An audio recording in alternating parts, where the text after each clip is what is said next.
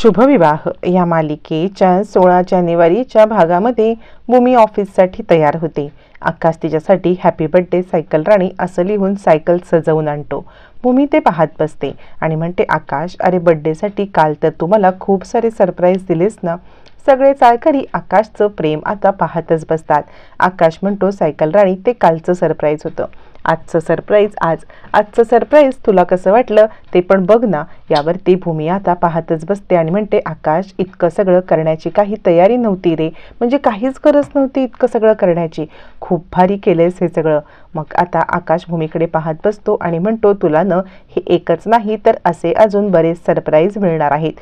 भूमी म्हणते, काय? आकाश म्हणतो, हो। आणि त्यानंतर अक्का सुद्धा बाहेर येतात आणि म्हणतात, काय आज वाढदिवस आहे वाटतं, नवऱ्याने वाढदिवसाची खूप सारी तयारी केली। त्यावरती भूमी म्हणते, हो। आकाश, चल, बाकी सगळेजण आता आपल्याकडे पाहायला लागलेत, आपण इथून निघूया। त्यावरती आकाश काही जात नाही। आकाश भूमीच्या जवळ येतो, तिच्या गालाला हात लावतो।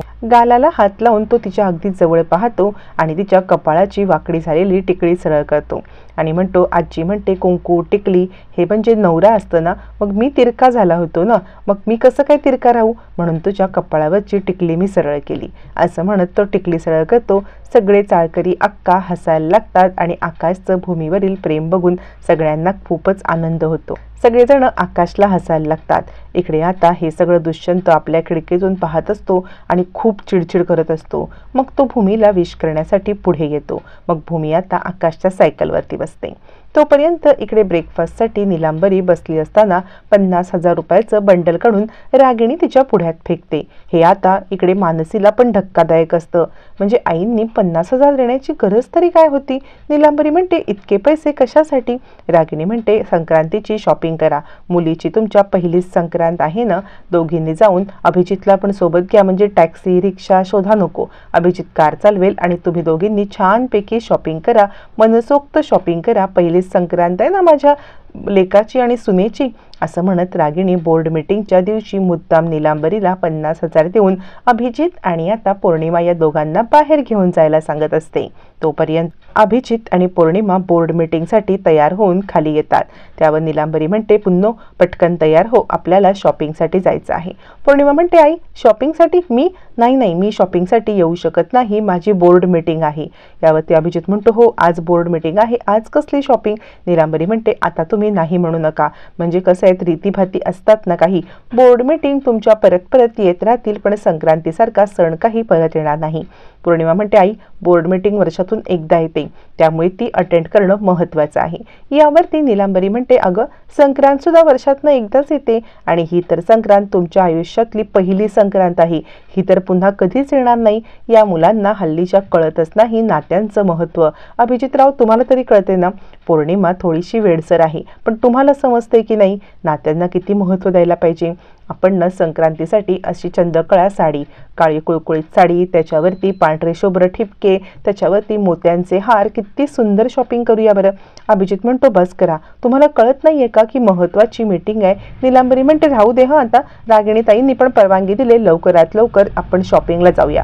रागिणी म्हणते, हो अभिजित, अरे पहिली तुझी संक्रांत आहे ना, जा सासू आणि बायकोसोबत छानपैकी शॉपिंग करून घे, असं म्हणत रागिणी सुद्धा दोघांना जबरदस्ती शॉपिंगला पाठवते।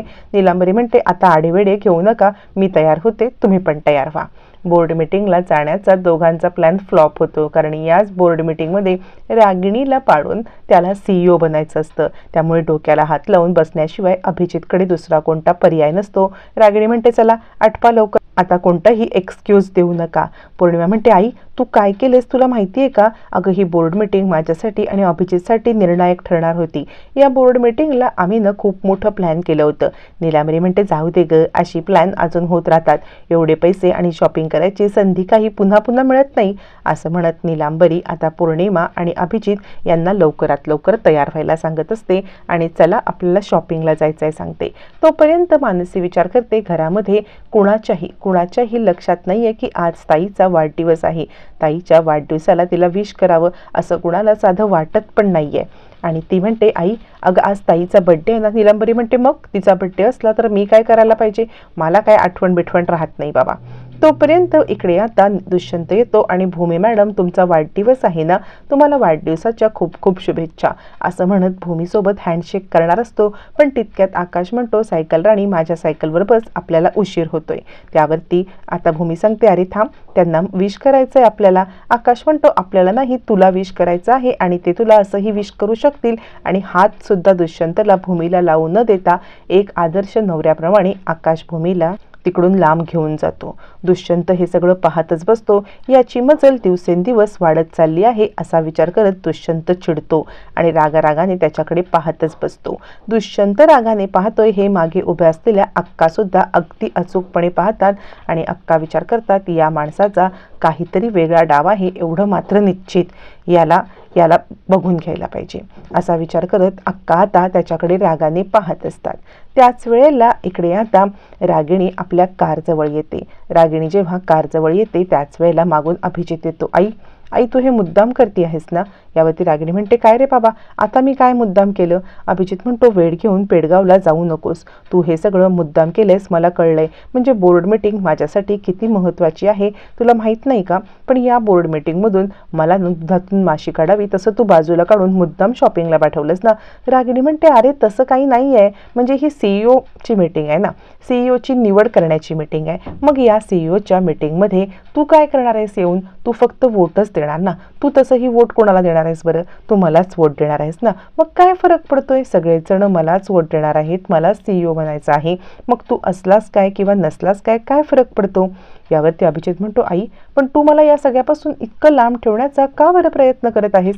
रागिणी म्हणते असं काही नाहीये, तुला असं काही वाटतंय का की तू असं काही केलेस ज्यामुळे मी तुला लांब ठेवेन या सगळ्यापासून? असं म्हणत रागिणी आता उलटा जाब विचारते. यावरती आता अभिजित म्हणतो का तुझा माझ्यावरती विश्वास नाही का राहिलेला आहे?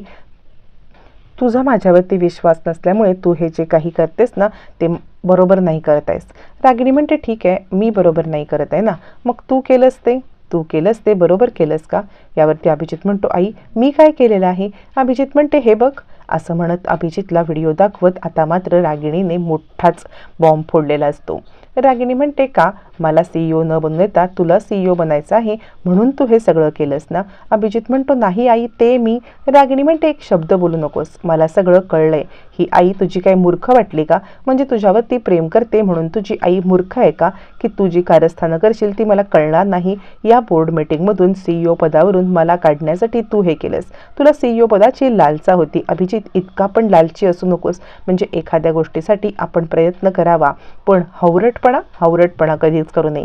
हावरटपणा नेहमी आपल्या अंगाशी येतो. हा तुझा हावरटपणा मला कळलाय आणि आता तुला मी सोडणार नाही. मला पाडून तुला CEO बनण्याचं तुझ्या डोक्यात कुणी भरवलंय मला कळलंय. पण या सगळ्यामध्ये तू आत्ता उतरलायस. मी या सगळ्यामध्ये वर्षानुवर्ष हे सगळं करते. अभिजित तुला जेलमधून सोडवण्याचं हे कारण नव्हतं की तू मला CEO पदावरून खेचून तू CEO बनशील. असं म्हणत रागिणीने अभिजितला चांगलीच कान सुनावणी केलेली असते आणि जा शॉपिंगला. यापुढे तसंही ऑफिसमध्ये तुझ्यावरती विश्वास ठेवणं मला जमणारच नाही. असं म्हणत रागिणी आता सडेतोड इकडे आता अभिजितला सुनावत असते आणि त्याला खडसावते. अभिजित विचार करतो माझ्यापेक्षा 4 पावलं आई पुढे निघाली. हिला शह देणं ही खूप कठीण गोष्ट आहे आणि आपल्याच डोक्याला हात लावत अभिजित आता रूममध्ये येतो. तोपर्यंत इकडे आता भूमीने सगळ्या कामगारांना कामासाठी लावलेलं असतं. पण याच कामगारांमध्ये सोमेश नावाचा जो कामगार उद्धट असतो त्यांनी काहीतरी गारमेंटमध्ये घपला केलेला असतो. भूमी सांगत असते सगळे बॉक्स उघडून मी आतलं गारमेंट चेक करणार आणि त्यानंतरच याच्यावरती मी शिक्का मारणार. सोमेश म्हणतो इतके वर्ष आम्ही काम करतोय आणि आत्ता ही बाई इथे येणार आणि आम्हाला धडा शिकवणार का? ते काही नाही, बॉक्स उघडले जाणार नाहीत. पण भूमी कुणाचंही न ऐकता तिथलाच एक चाकू घेऊन बॉक्स उघडते आणि महाजन गारमेंट्स तिला थोडंसं आश्चर्य वाटतं. महाजन गारमेंट्सचं पार्सल उघडून ते उघडते आणि पाहते तर काय त्याच्यामध्ये फॅब्रिक खराब झालेलं असतं. मग त्यावेळेला ती गजराज इनामदार सरांना बोलवते आणि ते फॅब्रिक पाहतात. फॅब्रिकमध्ये पडलेलं होल बघून गजराज इनामदार सर खूप चिडतात आणि सोमेशला म्हणतात याला आत्ताच्या आत्ता इथून हकलून द्या. चिडलेला सोमेश भूमीवरती राग काढण्यासाठी ज्या वेळेला भूमी घरी निघते तेव्हा तिला रिक्षेतून किडनॅप करतो, गोडाऊनमध्ये आणतो आणि म्हणतो या बाईने आणि या इथल्या कंपनीच्या मालकाने आपल्याला बेइज्जत केलं ना, त्यामुळे ह्या बाईला आणि ह्या कंपनीला एकाच वेळेला जाळायचं। खूप सारं रॉकेल ओतून भूमीला बांधून आता आग पेटवली जाते। भूमी मदतीसाठी ओरडत असते, वाचवा वाचवा। त्याच वेळेला आकाश भूमीला वाचवण्यासाठी तिकडे येतो। सायकल राणी मी आलो असं म्हणत तो भूमीला वाचवायला येतो। आकाश भूमीला कसं वाचवणार आणि वाढदिवसाच्या दिवशी भूमीसोबत घडलेली ही अघटित घटना आकाश कशी थांबवणार, पाहणं रंजक ठरणार।